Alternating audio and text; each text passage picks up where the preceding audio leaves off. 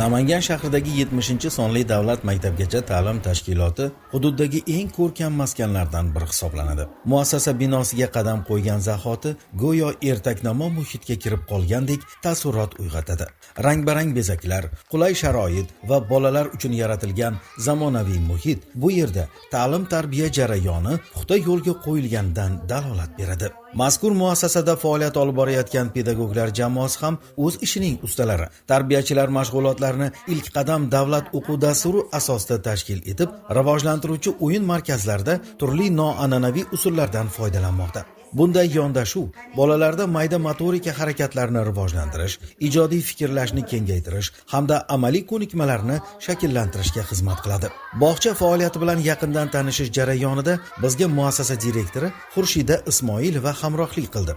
Uning ta'kidlashicha, ta'lim jarayonida har bir bolaning qiziqishi va qobiliyatini ochib berishga alohida e'tibor qaratiladi. Qisqa tayyorlov guruhida tarbiyachi Naima Rahmonova bolalar bilan qurish yasash mashg'ulotini olib bormoqda. Kichkintoylar o'z onalari uchun bayram sovg'asi sifatida lavanda gulini tayyorlashmoqda. Bunday ijodiy jarayonlar bolalarning tasavvuri, badiiy didi hamda qo'l harakatlarini rivojlantirishga xizmat qiladi. Yana bir guruhda esa tarbiyachi Durdona Hamidullayeva boshchiligidagi bolalar sujetli rolli o'yinlar markazida sahna ko'rinishi tayyorlamoqda. Ushbu mashg'ulot orqali kichkintoylarda nutq madaniyati, muloqot ko'nikmalari va jamoada ishlash qobiliyati shakllanadi. Tarbiyachi Mahliyo Nosirova rahbarligidagi guruhda esa bolalar fan va tabiatni rivojlantiruvchi markazda shug'ullanishmoqda. Kichkintoylar daraxtning gullariga suv sepib, tabiatdagi jarayonlarni kuzatishmoqda. Oddiy tajriba orqali gullarning asta-sekin ochilishi bolalarda kuzatuvchanlikni kuchaytirib, atrof muhitga mehr uyg'otadi. Bog'chaning boshqa guruhlarida ham ijodiy muhit hukm surmoqda.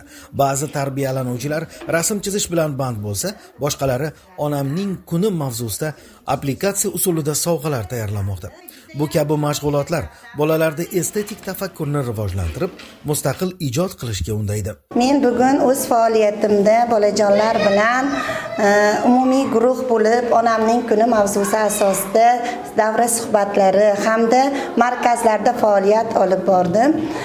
Ko'rgan bo'lsangiz, men bugun qurish yasash hamda matematika faoliyatida bolajonlar bilan birgalikda lavanda gulini tayyorladik. Sababi bizni mehribon, qadrli onajonlarimizni bayramlari bo'lganligi munosabati bilan bolajonlar bunda ko'tarinki ruhda qiziqish bilan ishtirok etdilar.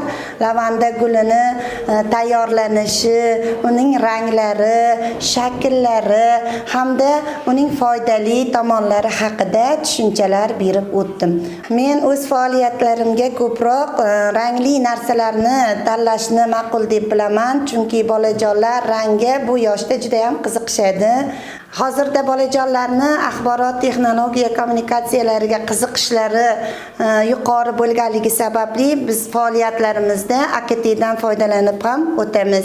Muassasada jismoniy tarbiya mashg'ulotlari ham alohida yondashuv asosida tashkil etilgan. Qiziqish bilan mashq qilayotgan bolalarning harakatlari sog'lom turmush tarziga bo'lgan intilishni kuchaytiradi.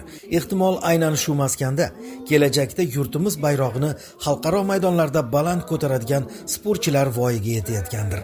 Bir so'z bilan aytganda Namangan shahridagi 70-sonli davlat maktabgacha ta'lim tashkilotida yaratilgan sharoitlar pedagoglarning fidoyiligi va zamonaviy ta'lim metodlari kichkintoylarning barkamol bo'lib ulg'ayishiga mustahkam poydevor bo'lib xizmat qiladi.